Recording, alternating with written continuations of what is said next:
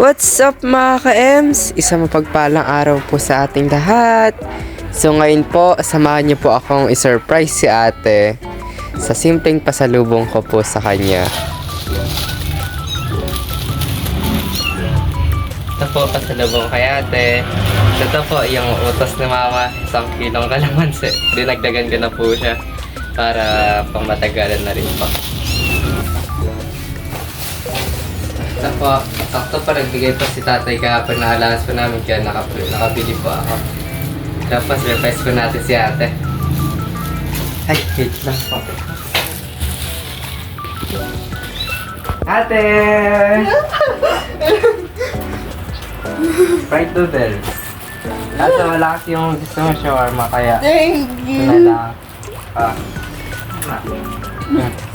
Thank you, Ulan. Welcome! Ito. Kakagaling ko lang po sa church. Bumili na po agad po pagkain namin po. Para surprise po si ate. Simple lang lang po yung gusto po na ate. Get mga gantong bagay lang po. Masaya-masaya na po siya.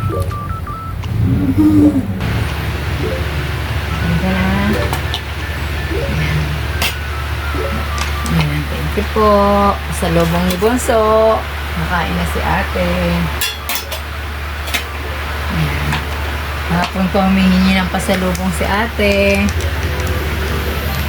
Pero medyo makulimlim po kasi kaya nagbagaling umuwi si Bonso.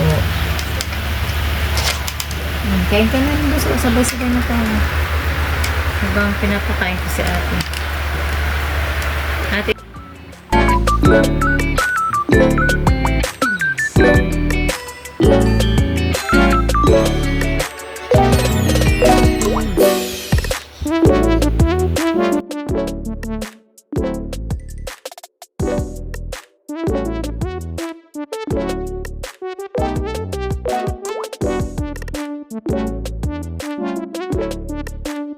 Ang talatang ito po ay paalala na ang tunay na pagmamahal ay hindi lang nasusukat sa magagarbong regalo o malalaking selebrasyon po.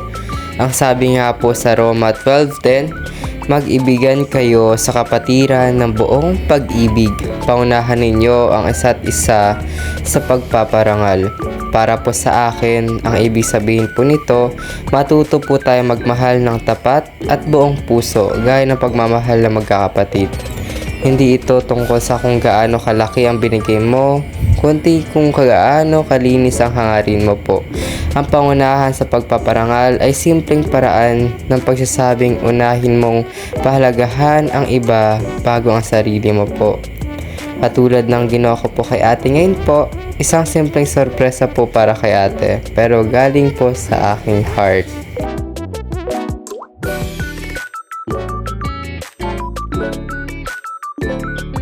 So ito po mga ka-Ems, isa po ito sa banding po namin na kapag ako po ay naglalaro, pinapakita po kay ate kung ano po ang aking ginagawa sa cellphone. So that time po, naglalaro po kami ni ate ng game sa cellphone po. So yan po, pinapakita ko po kay ate. Naintindihan rin po ni ate mga ka-Ems yung kung ano po yung nilalaro ko po. Kaya minsan po sabi niya po, "Uy Eman, dun ka, punta ka dito." Ganun po. Minsan naman po mga ka-Ems, nagsasuggest po si ate kung ano po mga gagawin. Yung kanina po pala mga ka-Ems, ayun po ay yung pag-surprise ko po kay ate. Kasi po nung kahapon po nagpatawag si tatay, sabi po niya sa akin bago po punta, ipasalubong daw po. Pero since nga po ay makumlimlim po nung kahapon, hindi na po ako nakabili nung para po kay ate. Kaya ngayon po, bumawi po ako kay ate. Sakto po, galing po ako ng church. At pag-uwi ko po, binilhan ko po si ate. Simple lang naman po yung kaligayahan ni ate mga ka-Ems. Sa simpleng bagay po, pagkain, masayang-masaya na po siya.